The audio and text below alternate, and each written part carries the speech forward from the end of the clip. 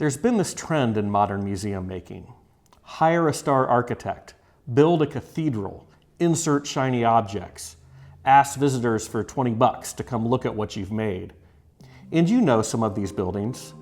Think of Frank Lloyd Wright's Guggenheim, Tado Ando's Fort Worth Modern, Santiago Calatrava and the Milwaukee Art Museum. And the result has been some really incredible spaces. These have become my churches, but what would happen if we were to remove the architect from the equation?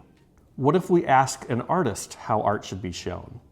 Well, this happened 20 years ago, and it became my favorite museum in the world. So, let's talk about it.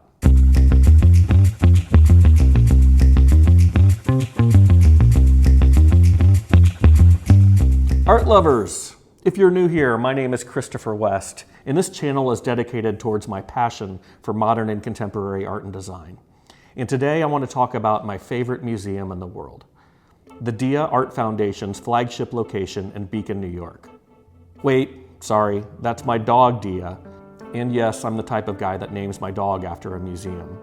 But this is Dia Beacon. Now, Dia Beacon opened in 2003, but the Dia Art Foundation is much more than just this building in Beacon, New York. It started in the 1970s. My last video was a little bit on the history of the Dia Art Foundation, and I'll be sure to put a link to that at the end if you missed it. But the important thing for our purposes for this video is to know that they had been around for almost 30 years before they opened this museum. And they hadn't just been supporting artist projects, but collecting and working with artists that didn't necessarily fit in the traditional museum or gallery model. So by the time the late 90s came around, they began to look for a place that could house their collection. When we think of the great modern museums, we often think of the spaces in large cities like London, New York, Paris, Abu Dhabi. Places that serve a large population and cater to millions of tourists, often built in the city and restricted in size by the surrounding urban infrastructure. These are spaces where you can show Rembrandt etchings or possibly Picasso drawings. But what if you are going to create a museum for a new kind of art? A kind of art that had never been seen before the 20th century. Art that wasn't restricted to a wall or a pedestal. Michael Govan, the director of the Dia Art Foundation at the time, was also a fan of flying and had a small plane. It was on one of these flights when he noticed this large factory near the Hudson River, about 90 minutes by train north of New York City. This site had once been owned by Nabisco, and the place where they made the boxes for all of their products, but had been unused and neglected for decades. What it did have was nearly 300,000 square feet of almost uninterrupted, naturally lit space. And Govan had a vision. So you have this non-traditional art building in a non-traditional art town, and you want to fill it with non-traditional artworks. What do? They didn't want the project to be an architectural building. They wanted it to be based on an artist. Enter Robert Irwin. Irwin was a Los Angeles artist who was part of the light and space movement. And you've likely seen his work as you visited museums across the country. And although he started out as a painter, his work quickly transformed to deal with light, with architecture, and with landscape. And his work had been supported by the foundation in the past. So when it came time to create a space that focused on art and artists, Irwin was the perfect partner.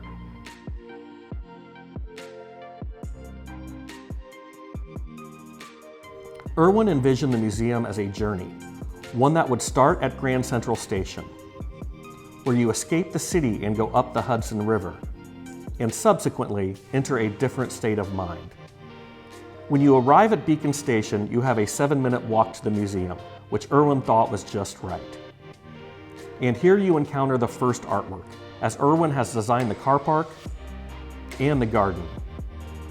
He also designed the entrance vestibule, a darkened brick space, a quiet palate cleanser preparing you for the galleries beyond. And you emerge to first experience the grandness of the building. A museum filled with natural light and no distinct path forward. There is no hierarchy here, no gallery more important than any other. You are meant to wander and to discover. You are not following any art historical timeline. This is about respecting the artist and their bodies of work. Each gallery is dedicated to one artist, or often even one artwork. And you feel like you are spending time with and in conversation with each individual artist. If you see one Ankawara painting in a museum or at an art fair, you might think to yourself, oh, my kid could paint that.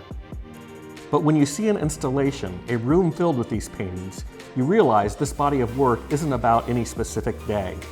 It's about our passage through time, that we have a beginning and an ending.